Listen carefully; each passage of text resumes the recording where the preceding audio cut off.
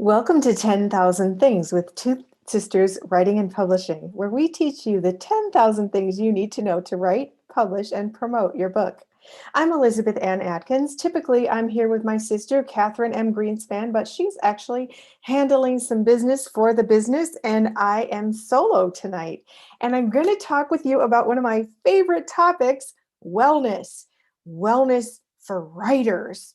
It really matters. Gone is the stereotype of the whiskey chugging, cigarette smoking, coffee chugging, staying up all night with the bloodshot eyes stereotype. Now, the image of wellness for writers is what really enables us to get into and stay in our genius zone. So excited to talk about this because it's what I do every single day.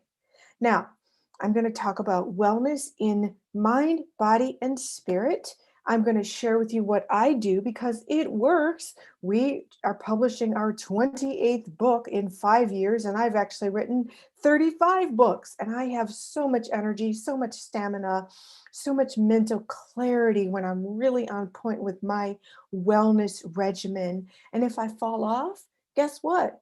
Brain fog, fatigue, not good writing, not good focus. So I want to share this secret with you as a writer because it's so powerful. So let's start with the mind. Now, your mind obviously is the machine that enables you to do the writing. So you want to keep your mind super healthy and fed, nourished with powerful information.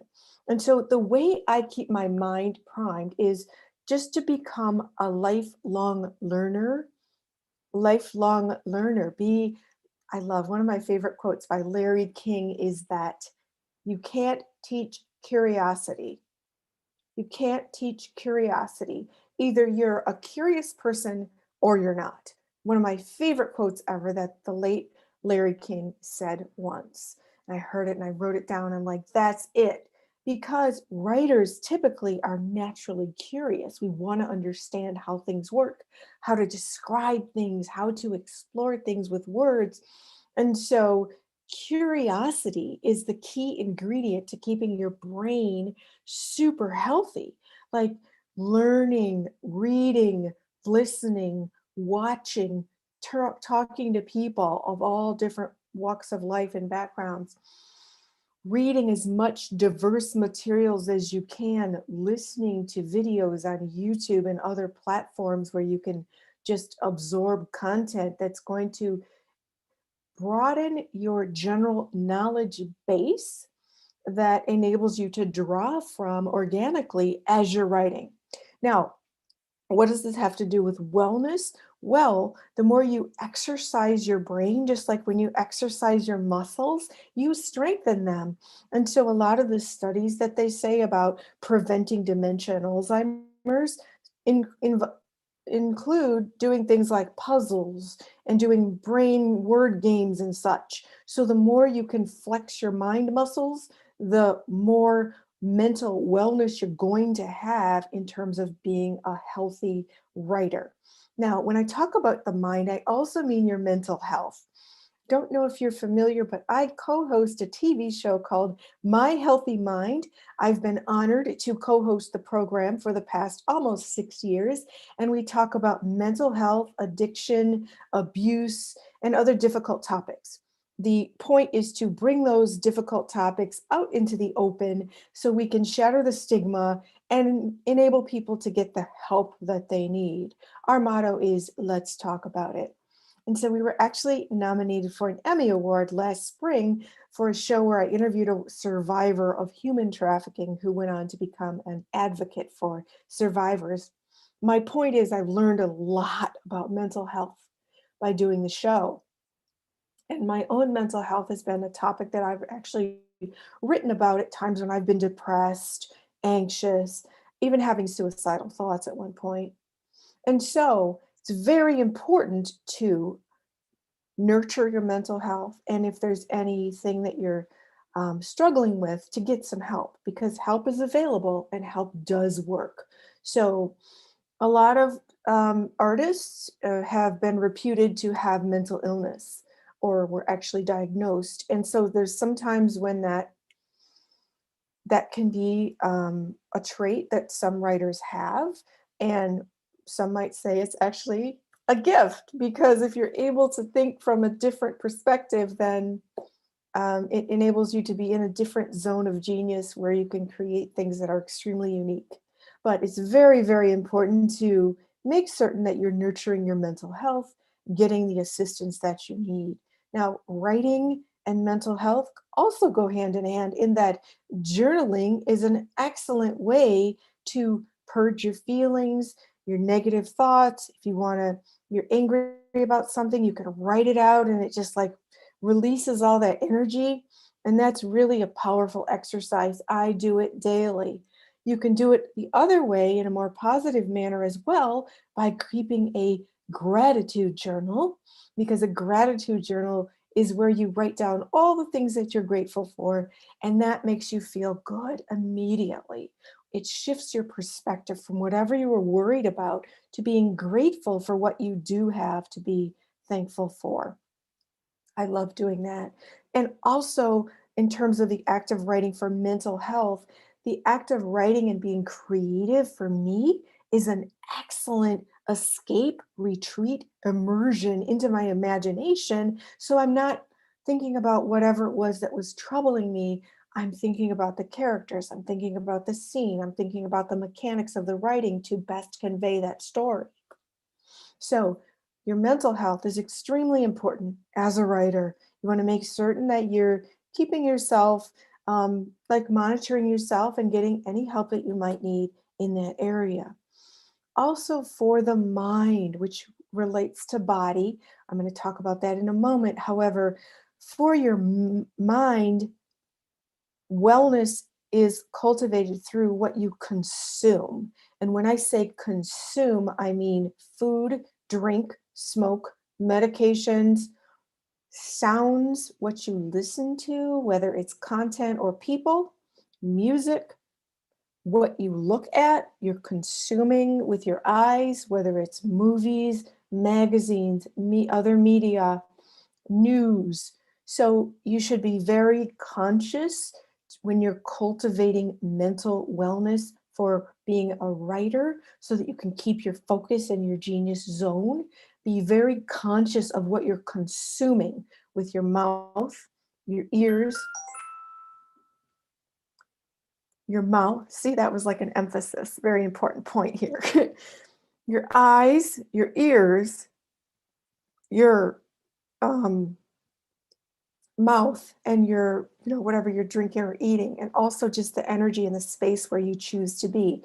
Now, when I talk about your ears, that can be gossip from other people. If they want to engage you in that negative energy of gossip, you have the power to say, you know what, I don't want to do that. Just talk about something else.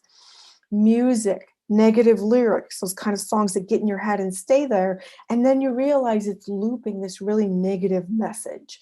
Too much news can be overwhelming and cause anxiety to the point that maybe you don't want to write anymore. So make sure that whatever it is you're consuming that's feeding your mind visually with your ears and with your mouth, you want to make sure it's content that is enhancing, adding, multiplying, not bringing you down, distracting you, pulling you away from your mission as a writer. So, those are some ways that you can cultivate wellness in your mind. Another thing that's super important is a mantra that will get you back on track. So, say, for example, you feel distracted or tempted to do something that's going to waste a lot of time. If you have a mantra about your writing, it will force you to focus on the writing and get sort of push your reset button to get back on track. So, for example, my motto, and it's on the wall: fleeting pleasure books forever. Fleeting pleasure books forever. Now, fleeting pleasure can be anything, like the word fleeting obviously means something that just passes through really fast, like fleeting away. Pleasure obviously is fun. So you can spend a few hours of fun, or a day, or even a weekend, pleasure fun, adventure, whatever your definition of pleasure is, or books forever. So, the reason I came up with this mantra is I can spend a few hours in pleasure and have nothing to show for it but a good memory, which is valuable unto itself. But if I have to do my writing and get it done, I would rather invest those hours and all that energy into the writing. So I have 3 hours of writing, which creates a book that lasts forever. Therefore, fleeting pleasure, nothing to show for it, books forever. Write, finish the book, publish it, it's here forever. Now, I'm not saying don't have fun. I'm saying keep your priorities straight. And if you're tempted to indulge in the pleasure when you should be writing, that mantra can help keep you on track. Of course, you can come up with your own mantras. The power of mantra, which is a word, a sentence, a phrase that's like your sort of combination on the lock to get you into where you need to be, opens the gate into your personal empowerment zone.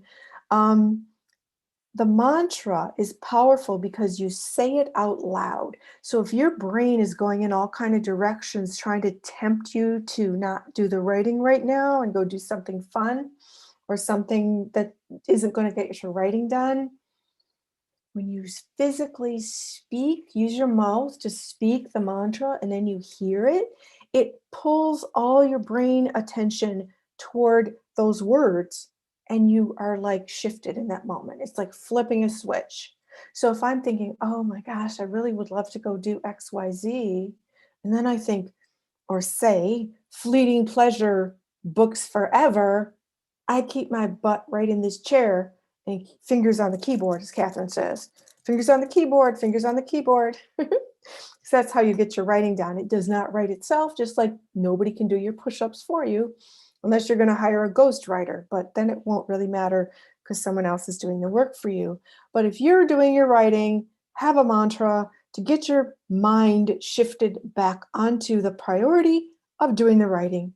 So we're talking about wellness in mind, body, and spirit, wellness for writers, wellness in body, very important, so many levels. Oh my goodness. So let me just share that it's been super cold where I live in Michigan. It's been in the single digits and the teens. So when it's in the teens, I wear 10,000 layers of clothes and I go take my daily walk outdoors. Now, today it was actually in the 30s, which felt balmy, and I rode my bike for the first time in quite a while. I was literally giddy, laughing down the street as I rode my bike like a 10-year-old. I was so happy to be on my bike, and I rode to the lake.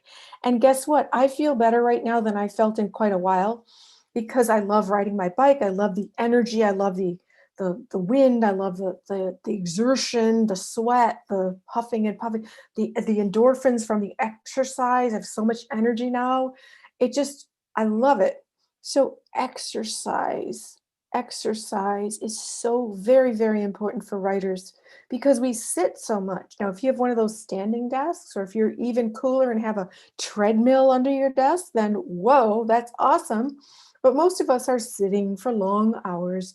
And I know I work from breakfast to bedtime, often 7 days a week, writing, sitting, working, and I have to get my exercise. And what it does is makes my brain pop. Like all these ideas come while I'm exercising. And then I oftentimes will stop and take notes on my phone, or I carry a notebook with me because all these ideas just suddenly rev up as I'm writing, running, walking, whatever I'm doing. Really important. Even during yoga, when I do yoga in the living room, my brain also pops with ideas that were not there 5 minutes ago.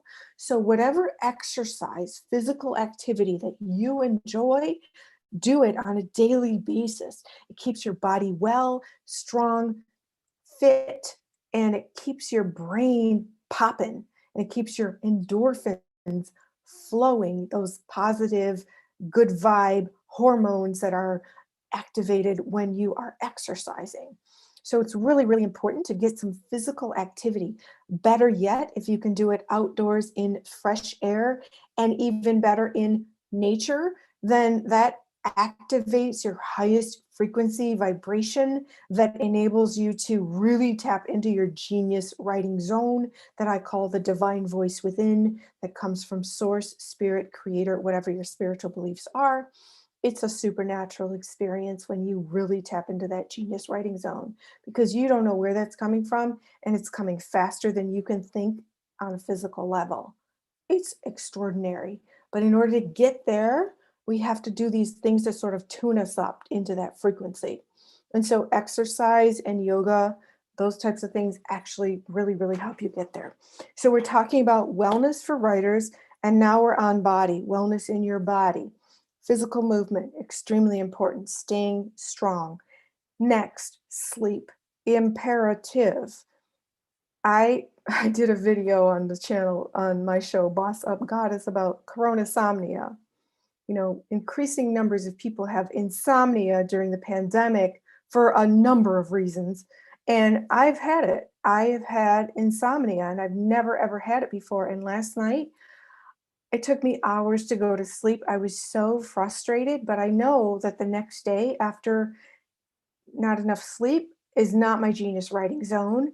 It's really annoying, but I'm tonight going to get a really good night's sleep. I know this. But you just have to go with the flow of when you do have your genius energy zone energy and rocket. And so I do that. You have to, but if you don't have it, then do other activities. So today I've been doing other activities that don't require me to be in that genius zone. Not even gonna try.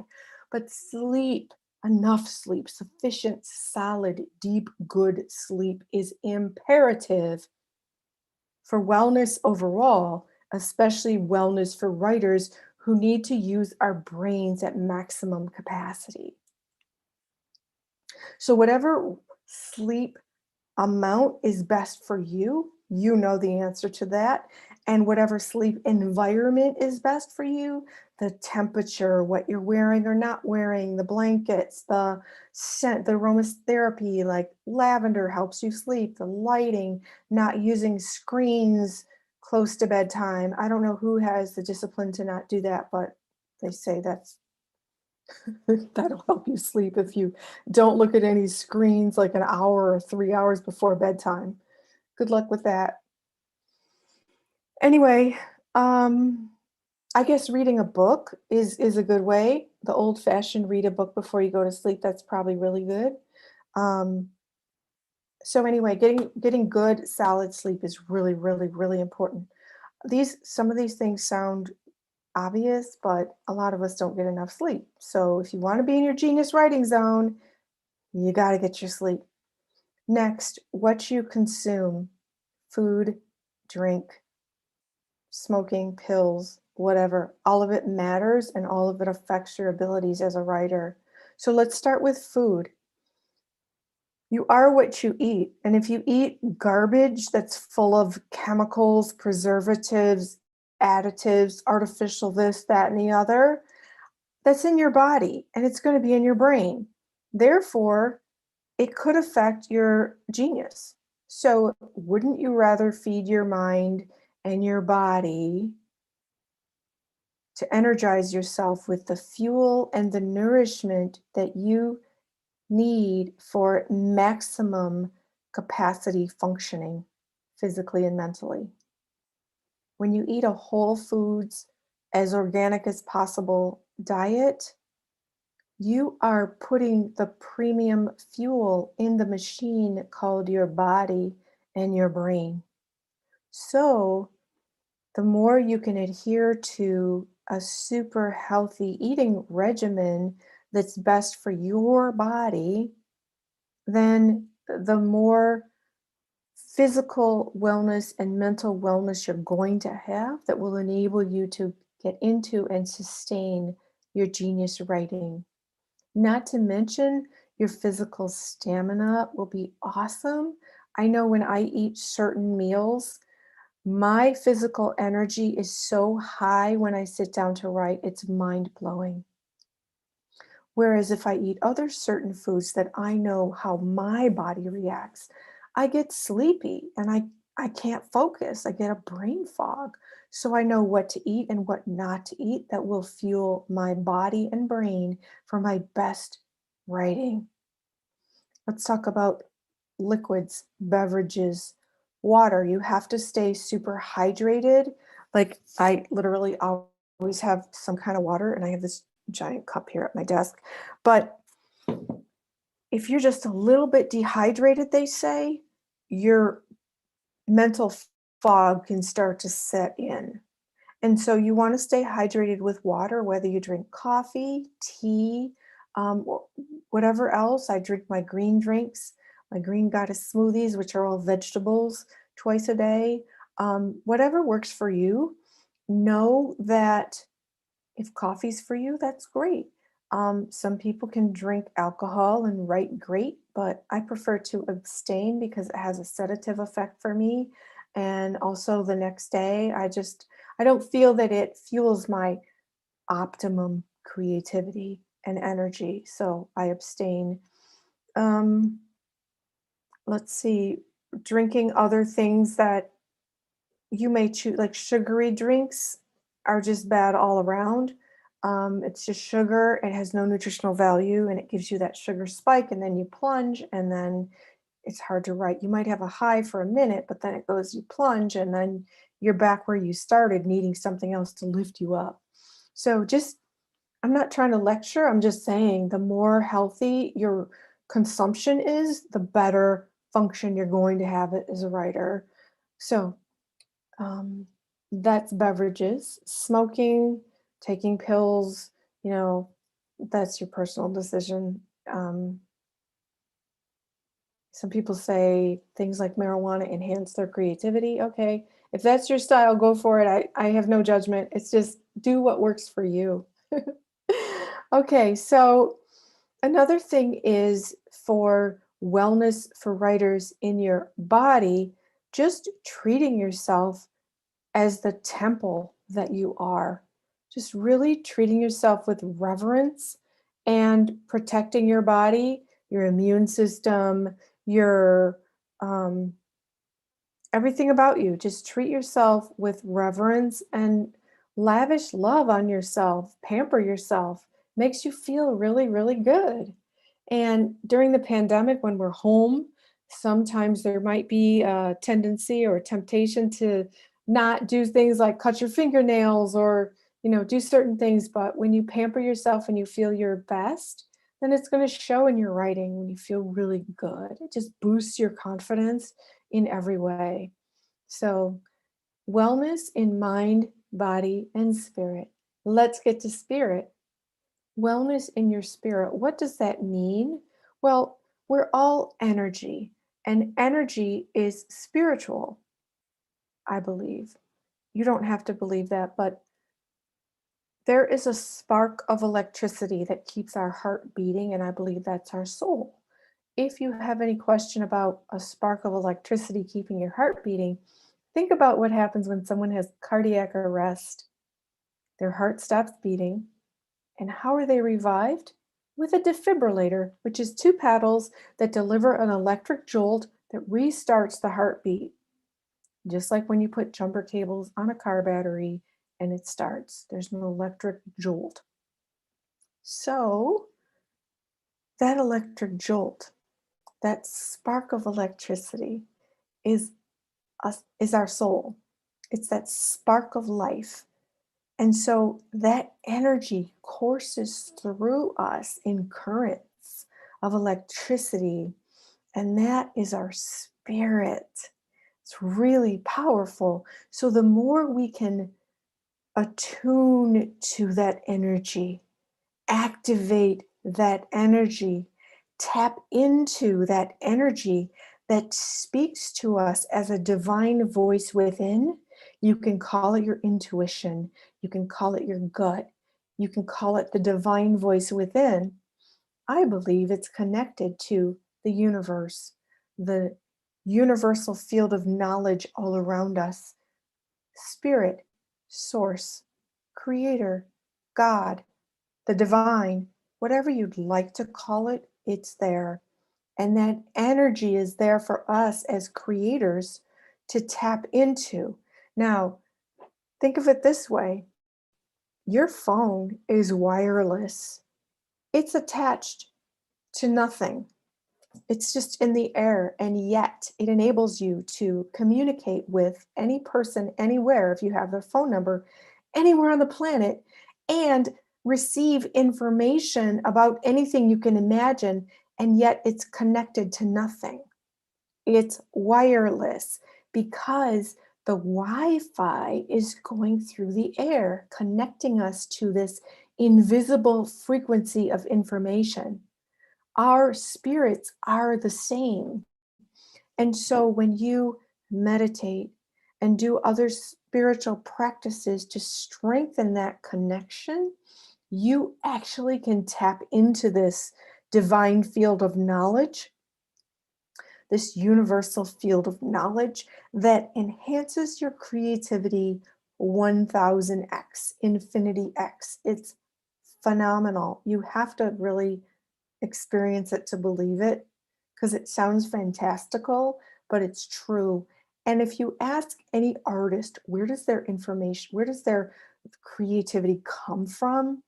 Some of it comes from their personal experience or the stimuli they see around, but some of it is inexplicable. It comes through you like lightning bolts that come so fast that it's way faster than you can think. That's when I know it's coming from the divine. So the more you can strengthen your spirit power, cultivate wellness in your spirituality, the more you can attune to that divine voice within yourself, which tells you ideas, ways to embellish your story, what you should write next, how you should write it. It's really magical. You just have to believe in it and cultivate it. And therefore, the way you do that is to meditate. Now, meditation is not this big, complicated thing where you have to go off to another country and spend months studying it. You can simply sit quietly, get still and silent, go within, and just be quiet and sit comfortably, breathe deeply, and you can do a few, you can have a mantra like Om. You can just say Om over and over, like Om.